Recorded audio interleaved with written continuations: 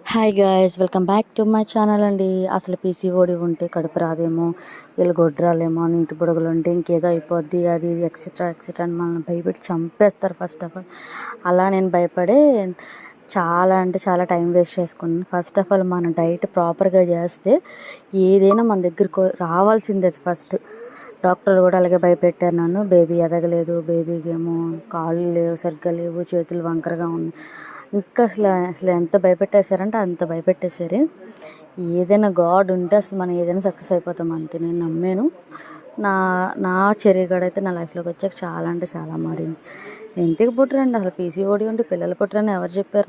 నా లైఫ్లో ఇది నిజంగా జరిగింది. సో ఎవరికైనా పీసీఓడి అంటే అస్సలు భయపడద్దు. ఫస్ట్ ఆఫ్ ఆల్ దాన్ని దాన్ని ఓవర్కమ్ చేయాలి మనం. అది మన దగ్గర నుంచి పోవాలి తప్ప ఏదైనా మనం అనుకుంటే అంతే.